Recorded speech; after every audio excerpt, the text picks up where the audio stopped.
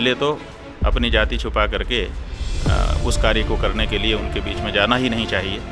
यहाँ ये सवाल है कि अपनी जो वास्तविक जाति है उसको छिपाया गया, धोखा दिया गया, इसलिए यहाँ उसी अनुसार का व्यवहार हुआ। तो ऐसी परिस्थिति में सब जाति को सुनाने का जो अधिकार है वो केवल ब्राह्मण को। दोस्तों, इटावा में हुए शर्मनाक यादव कथावाचकों की पिटाई के मामले में जब यह मामला तूल पकड़ता हुआ नजर आ रहा है, चारों तरफ से जातिवादी ब्राह्मणों की आलोचना की जा रही है, ऐसे में ब्राह्मण समाज की तरफ से अपना पक्ष रखते हुए ऐसी निचले स्तर की बातें की जा रही है जिससे इनका जातिवादी चेहरा और भी ज्यादा निखर कर दुनिया के सामने आ रहा है।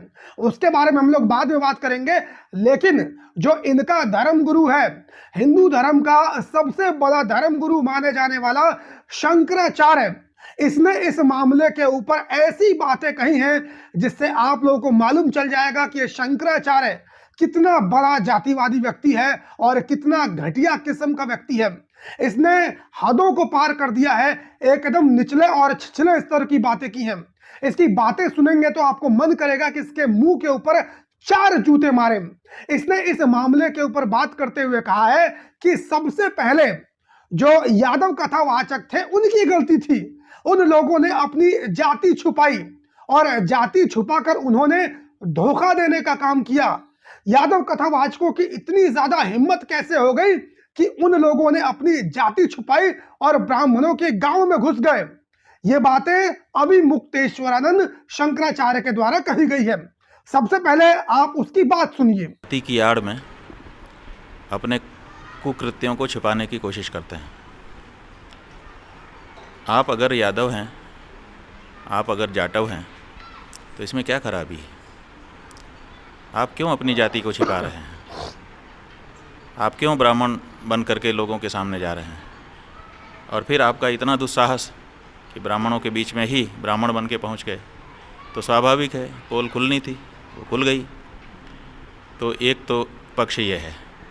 तो देखा दोस्तों आप लोगों ने किस तरीके से ये जातिवादी शंकराचार्य इन जातिवादी ब्राह्मणों को बचाने का काम कर रहा है और सारा आरोप इन यादव कथावाचकों के ऊपर लगा रहा है।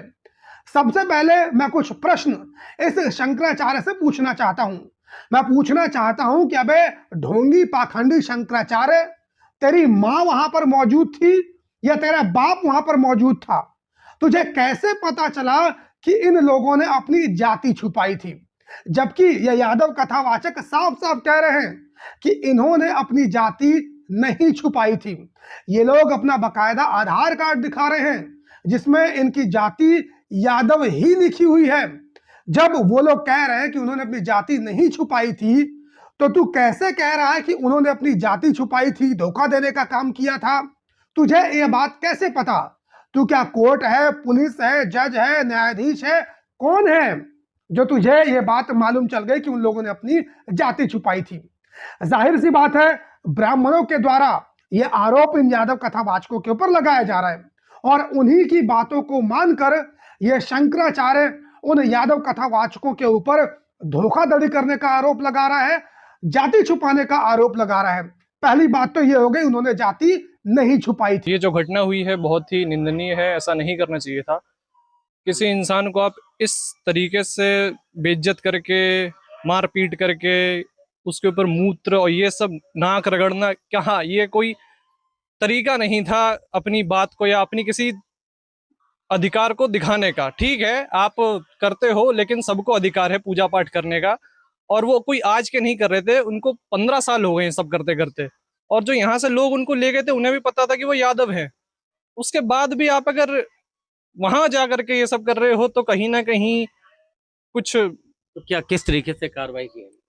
कार्रवाई सरकार को करनी चाहिए, बहुत जल्दी करनी चाहिए। जो भी है बहुत निंदनीय है, परिवार बहुत दुखी है, गरीबों की कोई सुनवाई नहीं होती है, तो वही सरकार से उम्मीद है कि जल्दी से जल्दी जो हो सुनवाई जल्दी हो।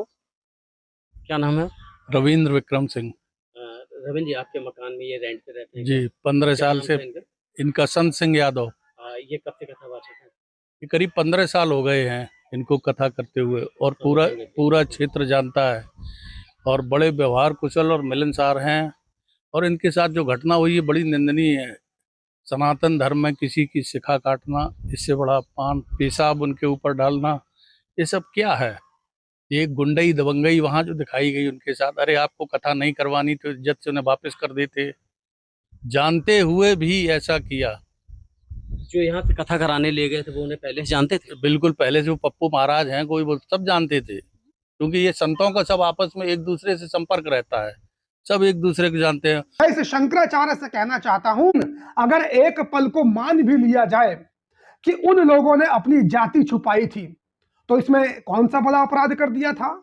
क्या उन्होंने जाति छुपाकर किसी भी तरीके से किसी के साथ कोई गलत काम करने की कोशिश की थी? जाति छुपाने के पीछे उनका मोटिव क्या था?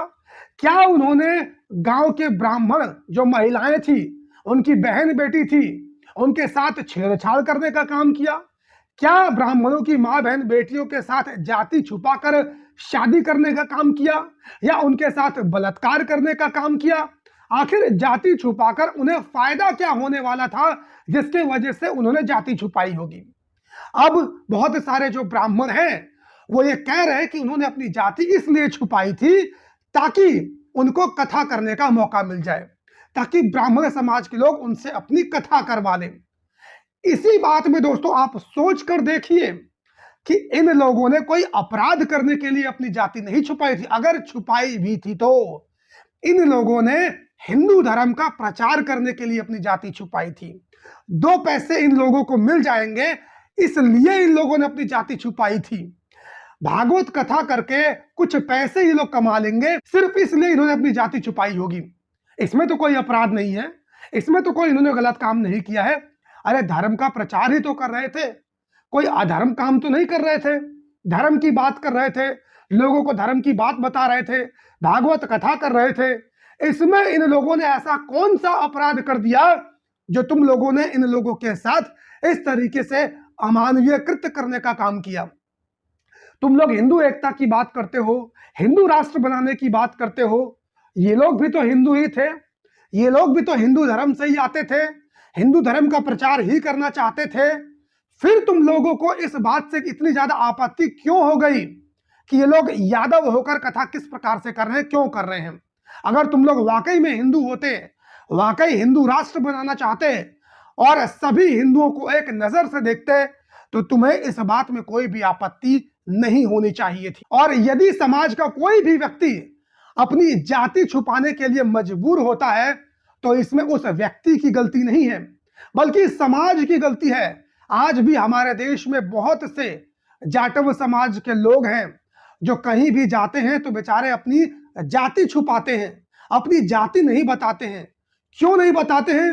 क्योंकि उनके मन में डर होता है कि यदि वो अपनी जाति बता देंगे तो सामने वाला जो व्यक्ति है वो जाति के आधार पे उसके साथ व्यवहार करेगा, जाति के नाम पर उसको जज करने का काम करेगा। मेरे बहुत सारे दलित समाज से आने वाले मित्र हैं जो कि जाटव चमार समाज से आते हैं, वाल्मीकि समाज से आते हैं। ये लोग कहीं जाते हैं तो खुलकर अपनी जाति नहीं बता पाते हैं, क्योंकि इनके मन में कहीं ना कहीं डर होता है कि यदि ये अपनी जाति बता देंगे तो जो इनको नॉर्मली सामने वाले इज्जत देता है वो जाति बताने के बाद इज्जत नहीं देगा। खास तौर पे जो जातिवादी ब्राह्मण होते हैं वो इस चीज को लेकर बहुत ही ज्यादा सजग होते हैं कि सामने वाले की जाति क्या है। इसीलिए कुछ लोग हमारे समाज के अंदर हैं जो अपनी जाति छुपाने का काम करते हैं। इसमें उन लोगों का दोष कतई नहीं है, यह हमारे समाज का दोष है, यह हिंदू धर्म का दोष है, यह हिंदू धर्म के मानने वालों का दोष है। और ये ऐसे पाखंडी ढोंगी सुअर के बच्चे शंकराचार्यों का दोष है जो समाज के अंदर जातिवाद फैलाने का काम करते हैं, जो समाज के अंदर जातिवाद को बढ़ावा देने का बात करते हैं। इसके बाद दोस्तों इस फर्जी ढोंगी शंकराचार्य से यह सवाल पूछा गया कि शास्त्रों के अनुसार कथा करने का अधिकार किसको है? कौन सी जाति के लोग कथा कर सकते हैं? और क्या यदि गैर ब्राह्मण कथा करता है तो क्या यह उचित है या फिर अनुचित है?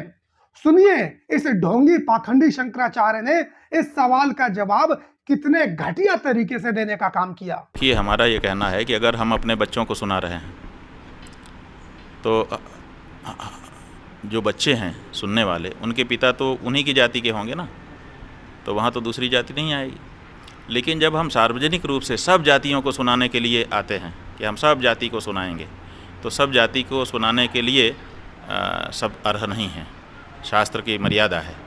तो ऐसी परिस्थिति में सब जाति को सुनाने का जो अधिकार है वो केवल ब्राह्मण को है, ताकि उसमें ब्राह्मण भी बैठ सके और दूसरे भी बैठ सकें। सूअर का बच्चा शंकराचार्य कहता है कि शास्त्रों के अनुसार भागवत कथा करने का अधिकार किसी भी गैर ब्राह्मण को नहीं है, सिर्फ ब्राह्मणों को ही कथा करने का अधिकार है। यानी इस देश के अंदर जितने भी गैर ब्राह्मण कथा वाचन का काम करते हैं उन सभी लोगों को अपने कान खोल के सुन लेना चाहिए कि ये कथावाचक क्या बोल रहा है। इसके अनुसार केवल और केवल सिर्फ ब्राह्मण समाज के लोग ही कथावाचन का काम कर सकते हैं। इसके अनुसार शास्त्रों में ऐसा लिखा हुआ है। मैं इस सूअर के बच्चे से सवाल पूछना चाहता हूं और आप लोगों के सामने ये सवाल रखना चाहता हूं कि भागवत कथा में आखिर होता क्या है। भागवत कथा पूर्ण रूप से श्री कृष्ण भगवान के बारे में है। श्री कृष्ण भगवान की लीलाओं के बारे में चर्चा करती है, श्री कृष्ण भगवान के जीवन के बारे में चर्चा करती है। इस पूरी भागवत कथा के अंदर यादव जाति की ही चर्चा होती है, यादवों के बारे में ही बात की जाती है। आप सोच कर देखिए ये लोग कितने निचले स्तर के लोग हैं। यादव जाति से आने वाले भगवान श्री कृष्ण की ये लोग कथा करते हैं। यादव जाति का ये लोग इस कथा के अंदर गुणगान करते हैं।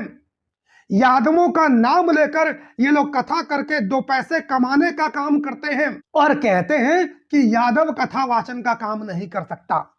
मैं तो कहता हूं कि सबसे पहले भागवत कथा कहने का अधिकार किसी जाति को अगर है तो वो सिर्फ और सिर्फ यादवों को है।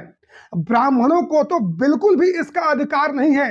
ना तो इनकी कोई पात्रता है, ना तो इनकी कोई औकात है, ना तो इनकी कोई हैसियत है और ना तो इनको यादवों की कथा वाचन करने का किसी प्रकार का कोई अधिकार है। हमारे ही नाम का ये भिखमंगे खाते हैं और हमें ही ये लोग आंख दिखाने का काम करते हैं, हमें ही कथा वाचन करने से रोकते हैं।